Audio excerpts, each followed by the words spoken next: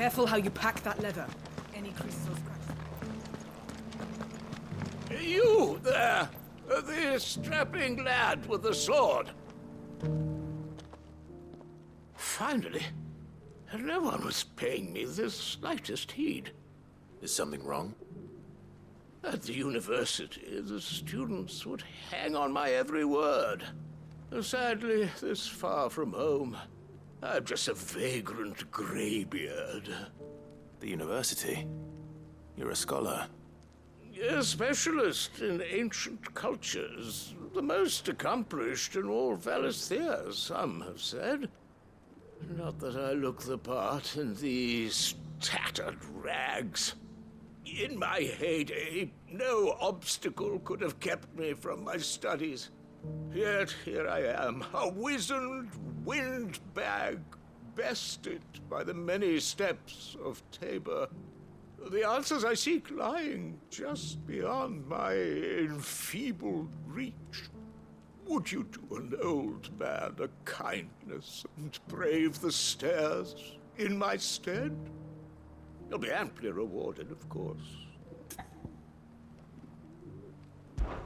Climb the stairs and... And memorize a few inscriptions for me. Assuming you know your letters, that is. Some courteous soul is rumored to have carved clues to Tabor's rich history into stones dotted about the village. 3 of them, to be precise. 1 each to the north, south, and east. I'm here in the hope that those carvings might shed light on a riddle I've been pondering for some time. Namely, the otherwise undocumented origins of Tabor's unique people. People quite unlike those of neighboring lands. I can't promise I'll remember everything perfectly. Remember what you can. I'll piece together the rest. Make for the domed pavilions, and you'll have no trouble finding the stones.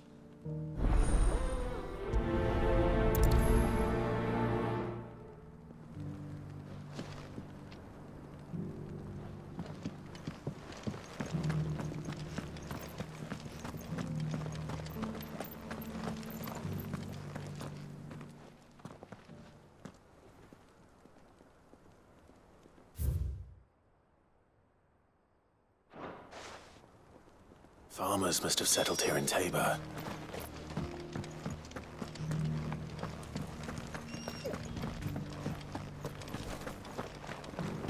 Thank you for the deal, Ed, mister.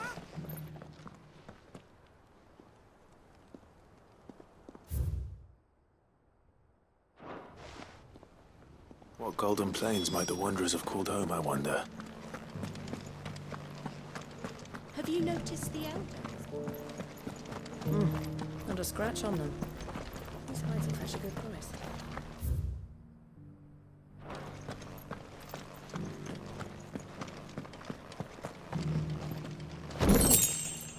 So it's these stones to canver, and the rest of the boxes to bury.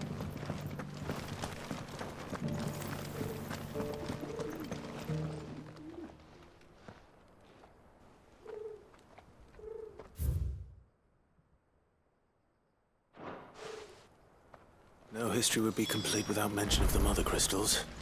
I should speak to the old scholar before I forget everything I've read.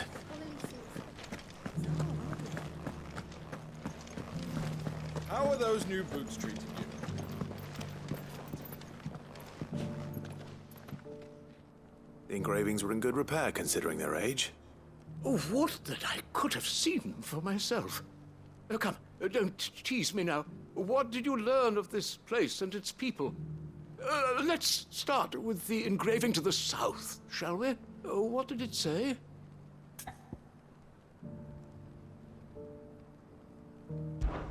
Guardians of the Crystal, the first stones of Tabor, sacred hold thy noble blood, till ends the mother's labor.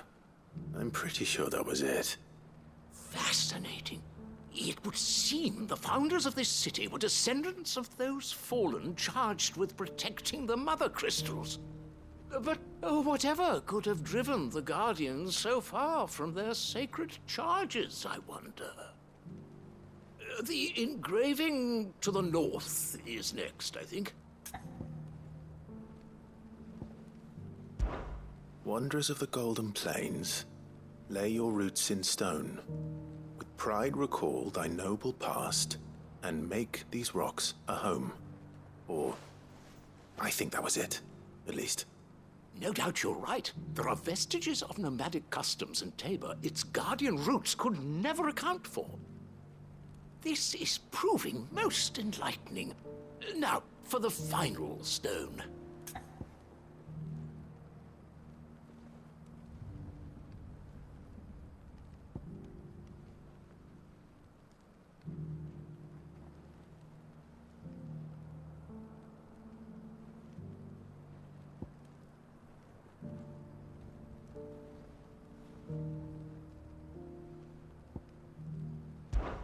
Children of the hunters, now tillers of the land, reap her promised blessing and give praise her gracious hand.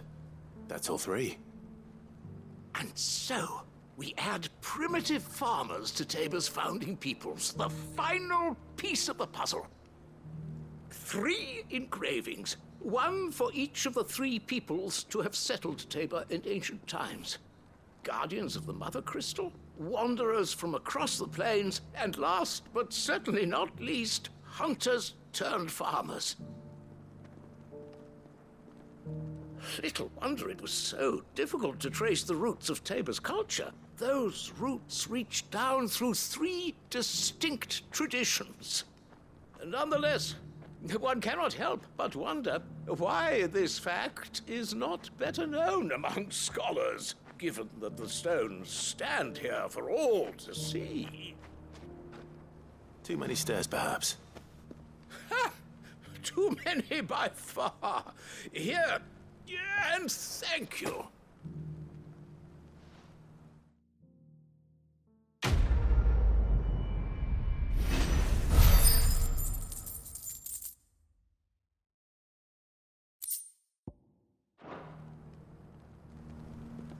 For years, I have pondered the mysteries of Tabor's founding. Would that I had made the journey as a younger man, when stairs held none of their terror.